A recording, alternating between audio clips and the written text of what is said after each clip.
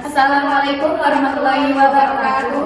Perkenalkan, nama saya Nurul Hasanah dengan NIM 2311174 dan di samping saya ada Yusma Satya Karim dengan NIM 2311170. Pada kali ini kami akan membuat tugas video untuk memenuhi UAS mata kuliah fikih yang diampu oleh Bapak Muhammad Insan Jauhari MPD, yang mana materinya ada zakat, warisan, dan perawatan jenazah. Simak video kami baik-baik ya. Di sini saya akan menjelaskan tentang zakat pertanian, yang mana contoh soalnya seorang petani mendapatkan keuntungan bersih waktu panen sebesar 65 juta dengan biaya perawatan yakni 15 juta dan tanaman tersebut ia sirami menggunakan air hujan. Berapakah zakat yang wajib ia keluarkan? Nah, di sini rumusnya hisab zakat yakni 5 wasak atau setara dengan 750 kg dari hasil panen petani tersebut. Dan kadar zakatnya 10% karena tidak ada tambahan biaya pengairan. Dan perlu diketahui juga, kita di sini melihat harta bersihnya berapa. Nah, di sini harta bersihnya sebesar 65 juta. Nah, 65 juta dikurangi dengan biaya perawatannya 15 juta. Nah, hasilnya 50 juta. Maka besar zakat pertanian yang dikeluarkan oleh petani yaitu, kita lihat kadar zakatnya. Kadar zakat 10% dikali hasil tadi, hasil kurang tadi. Nah, berarti zakat yang harus dikeluarkan petani yaitu sebesar 5 juta. Baiklah, ini saja yang saya jelaskan dari zakat pertanian. Nah, baiklah, selanjutnya yaitu zakat profesi. Perlu diketahui, nisab zakat profesi sama dengan nisab emas, yakni 93,6 gram atau 85 gram. Dan kadar zakatnya yaitu 2,5%. Nah, seperti contoh soal, seorang karyawan bekerja dengan pendapatan per bulan. Per bulannya yaitu 8 juta. Berapakah zakat yang harus dikeluarkan? Rumusnya nisab zakat yakni seperti yang kita tadi 93,6 gram atau sama dengan 85 gram dan kadarnya 2,5%. Nah, di sini kita mencari dulu pendapatannya selama setahun. Nah, pendapatannya selama setahun 8 juta dikali 12 bulan dan hasilnya 96 juta. Maka berapakah zakat yang harus dikeluarkan setiap tahunnya? Nah, kita hitung. Di sini kan ada kadarnya. Kadarnya 2,5% dikali hasil selama setahun tadi 96 juta. Dikalikan aja hasilnya 2,400 ribu. Hasilnya 2.400.000. Nah, maka zakat yang harus dikeluarkan setiap tahunnya hasilnya ini ya. Akan tetapi jika dia ingin membayar zakatnya per bulan, bisa juga. Nah, kita hitung aja 2.400.000 dibagi 12 bulan sama dengan 200.000. Nah, begitulah. Selanjutnya kita akan menghitung zakat emas. Untuk menghitung zakat emas, yang perlu kita ketahui nisab emas yaitu 93,6 gram atau 85 gram. Dan kadar zakatnya 2,5%. Seperti contoh soal, Pak Ahmad mempunyai simpanan emas sebanyak 95 gram emas di dalam rangkas yang telah ia simpan selama lebih 1 tahun. Berapa zakat yang harus ia keluarkan? Dan perlu diketahui bahwa harga 1 gram emas yaitu 600.000. Rumusnya di sini nisab emas 93,6 gram atau 85 gram dan kadar zakatnya 2,5%. Nah, dapat kita lihat nisab emasnya 85 gram dikali harga 1 gram emasnya, hasilnya 51 juta. Nah, ini nisab emasnya. Dan yang kedua, kita mengetahui bahwa nisab emasnya dikali harga 1 gram emas, hasilnya 57 juta. Nah, kalau mencapai nisab berarti, maka besar zakat yang harus dikeluarkan ke Ahmad yakni 2,5%, ini kadarnya, dikali 57 juta, hasilnya 1.425.000. Nah, maka zakat yang harus dikeluarkan ke Ahmad yaitu 1.425.000. Materi selanjutnya yaitu tentang warisan. Hukum kewarisan adalah hukum yang mengatur segala hal terkait dengan hak dan kewajiban atas harta kekayaan seseorang yang telah meninggal kepada ahli warisnya. Adapun harta warisan di sini sudah di luar dari biaya kepengurusan jenazah, hutang dan lain-lain. Adapun yang bisa mendapatkan harta warisan yaitu karena adanya hubungan pernikahan, adanya hubungan nasab, adanya hubungan wala atau budak yang ia merdekakan, dan sesama muslim jika adanya sebuah wasiat. Adapun kasus penyelesaian dari wasiat ini ialah yang pertama, Pak Ahmad meninggalkan 100 juta harta warisan di luar dari biaya pengurusan jenazah, hutang dan lain-lain. Pak Ahmad meninggalkan seorang istri, 1 orang anak laki-laki, dan 2 anak perempuan. Penyelesaiannya yaitu istri mendapatkan 1/8 dari 100 juta, yaitu sebesar 12.500.000 rupiah. Dan anak laki-laki mendapatkan 2/3 dari 100 juta rupiah, yaitu sebesar 58.333 rupiah. Dan anak perempuan mendapatkan 1/3 dari 100 juta rupiah, yaitu sebesar 14.583 rupiah.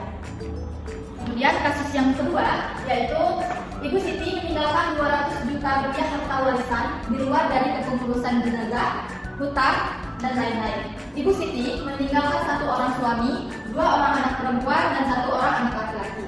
Adapun penyelesaiannya yaitu suami mendapatkan 1/4 dari 200 juta rupiah, jadi sebesar 50 juta rupiah. Sedangkan Ibu Siti masih menyediakan 4 bagian, yang mana 4 bagian ini terdiri dari 2 bagian untuk anak laki-laki dan 1 bagian untuk tiap-tiap anak perempuan. Jika dibagi secara manualnya, 150 juta dibagi dengan 4 sebesar 37.500.000 rupiah per bagian. Jadi anak laki-laki mendapatkan 2 bagian dikalikan 37.500.000 sebesar 75 juta rupiah.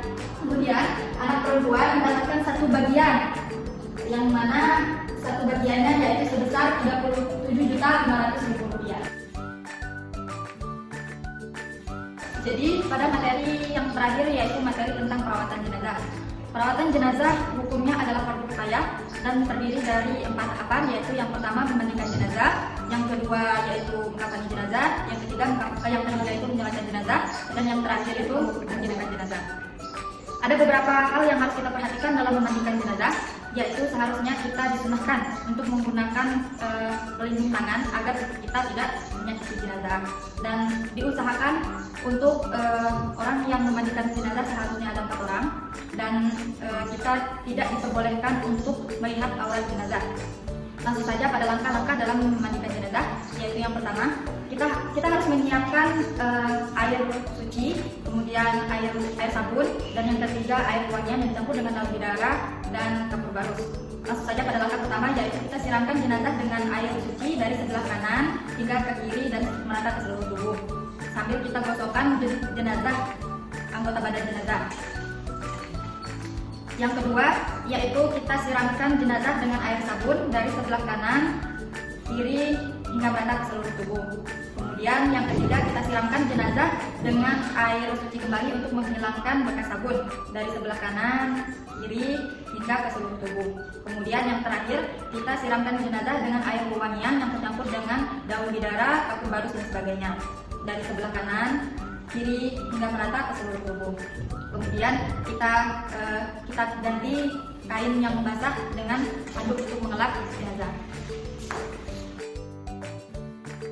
Baiklah, pada tahapan kedua ini kami akan mempraktekkan mengkafani jenazah.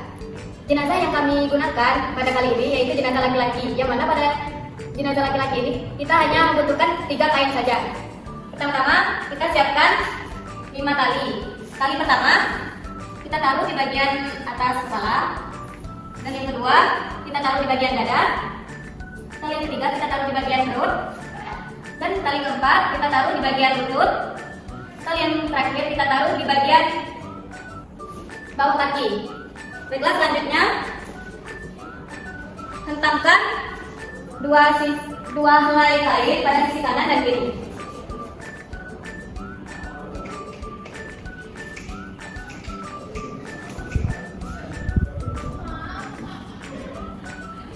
Kemudian hentangkan lapisan kedua.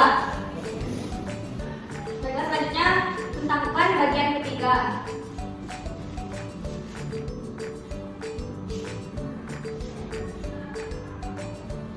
Terus pindahkan jenazah ke atas kain tersebut.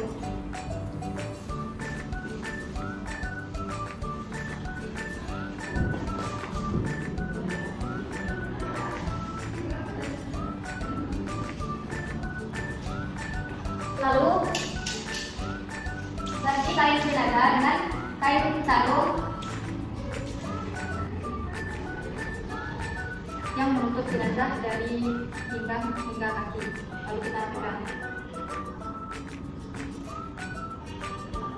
Selanjutnya kita tutup jenazah dengan kain lapisan yang pertama dari kanan, kemudian sisi kiri. Kemudian kita tutup dengan lapisan yang kedua dari sisi kanan dan sisi kiri. Kemudian kita tutup muka jenazah.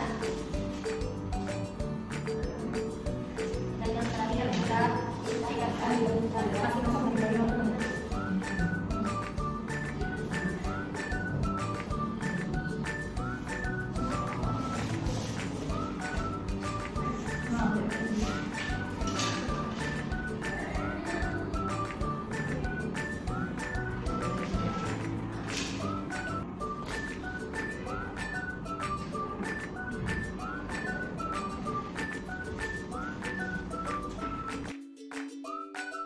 Baiklah, pada tahapan ketiga ini kami akan menyolatkan jenazah.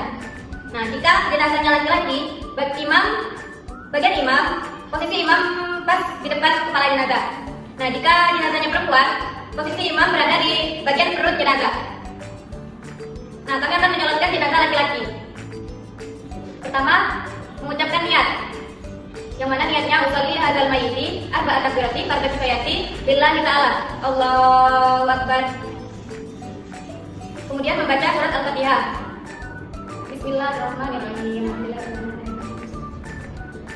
Kemudian takbir lagi, Allahu Akbar.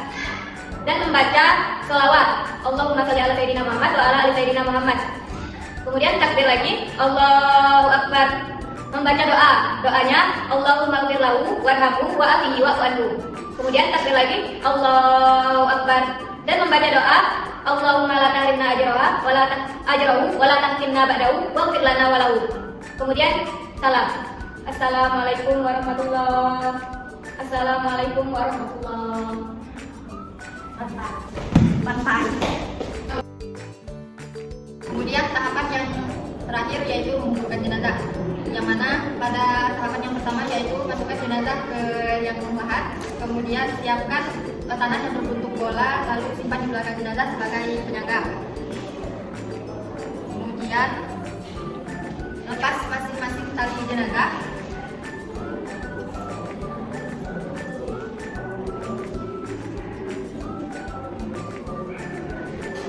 Kemudian buka bagian wajah jenazah untuk diazankan dan diiqamahkan. Kemudian bagian selanjutnya yaitu tutup kembali bagian wajah jenazah, simpan papan di atas jenazah, kemudian jenazah siap dikuburkan. Lalu siapkan sebagai penanda jenazah yang disebut dengan lisan. Baik, itu dia video dari saya Nur Hasanah dan Risma Septiana Tampil sebagai tugas UAS mata kuliah fikih kami, yang mana materi yang pertama yaitu zakat, yang kedua barisan, yang ketiga yaitu perawatan jenazah. Kami mohon maaf jika ada kekurangan atau kelebihan kata, dan kepada Allah kami mohon ampun. Akhir kata, wabillahi taufiq wal hidayah. Wassalamualaikum warahmatullahi wabarakatuh.